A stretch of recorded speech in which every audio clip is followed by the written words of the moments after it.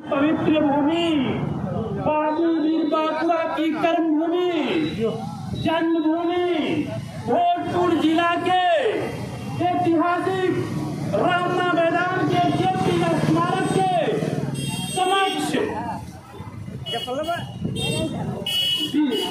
कुंवर सिंह सेना के तत्वाधान में रामना मैदान बचाओ के बैनर तले इस धरना का आयोजन किया गया है। इस धरना में उपस्थित मेरे गार्जीवन तुल्य भोजपुर जिला के जाने माने नेता लालदास राय जी, भोजपुर जिला के किसानों के नेता, आम आवाम के लड़ाई लड़ने वाले मेरे बड़े भाई, मेरे गार्जीवन तुल्य और जन अधिकार पार्टी के वरीय नेता भाई दिनेश जी, और इस कार्यक्रम में उपस्थित तमाम सामाजिक चिंतन करने वाले तमाम अपने बड़े गार्जीवन और मेरे आवाज को सुन रहे तमाम इनकलाबी साथियों को इनकलाबी सलाम करता हूँ।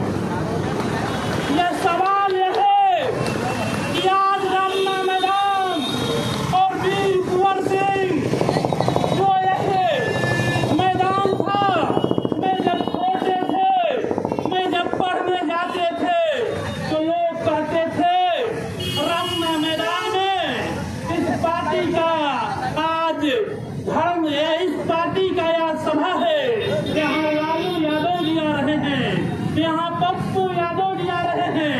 यह जो आरा का हृदय स्थल कहा जाता था, लेकिन जिस विकास पुरुष के नाम से जिस व्यक्ति को हम लोगों ने बनाया, सांसद बनाया, जात पात के नाम पर वोट दिया, उस आशिक तत्व को गाला घोटने की तैयारी कर चुके हैं।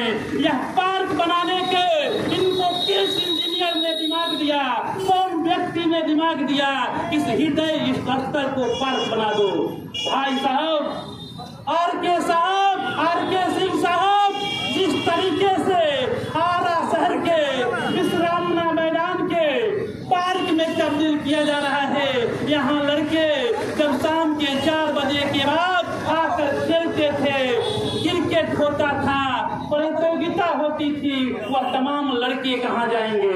यह सवाल है। कह रहे हैं पार्क बनाएंगे धनुपुरा में, तो लोग कहाँ जाएंगे? यह जो मैदान है, यह मैदान कहाँ जाएगा? यह सवाल है।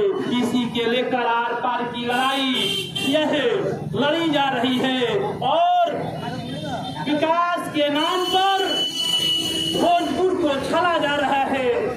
विकास होता तो विश्वविद्यालय की स्थिति करार में तब्दील हो चुका है। कॉलेज में पढ़ाई नहीं है, प्रोफेसर नहीं है, लड़के जाते हैं, क्लास नहीं चलता है, लड़के बीए तो में जाने के बाद अपने संकाय के खेत का नाम नहीं जान पाते हैं, प्रयोगशाला क्या है नहीं जान पाते हैं। आज बिहार के हाई स्कूल को अब आनंद में अपग्रेड कर दिया गया, लेकिन उस विद्यालय में न तो टीचर है, नहीं मास्टर है, फॉर्म भराई जाती है, परीक्षाएं ली जाती है और छात्र फेल हो जाते हैं। वह गरीब के गांव के जो गृह मजदूरी करता है, खेती करता है, वह भी सोचता है मेरा बेटा नेट क्वालिफाई करेगा, मेरा बेटा इंजीनियर बनेगा, मेरा बेटा आईपीएस बनेगा, लेकिन उनकी जिंदगी रेलवे और एसएससी तक ही सीमित हो जाता है। आज जाइए महाराजा कॉलेजों में, जैन कॉलेजों में, वे खंडहर बिल्डिंगों में लड़के गाइड, रेखा गाइड, अनेक गाइडों से रास्ता मारते हैं। यह प्रोफेसर जो आते हैं वह पढ़ाते नहीं, वह छात्र तो पढ़ना चाहता है। यह दुख की बात है, इस पर तो आर के सिंह को सोचना चाहिए।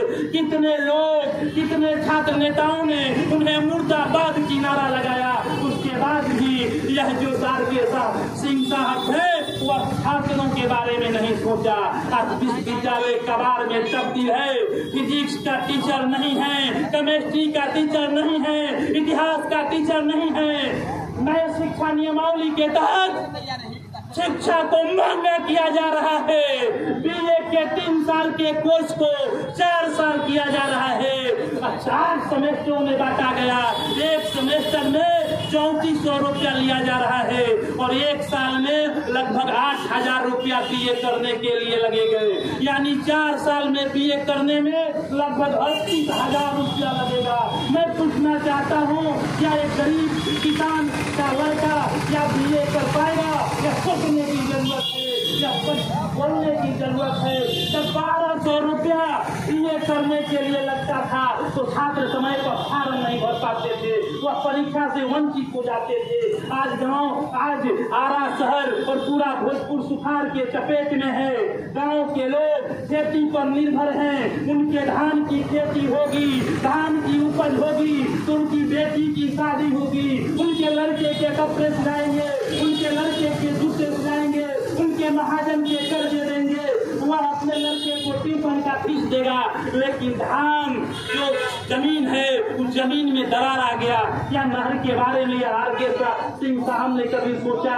नहर में पानी कब आएगा? नहर में पानी आकर खेत तक कैसे पहुंचेगा? सभी जगह स्थिति चरमरा चुका है। यह सांसद विकास की बात नहीं सोचता।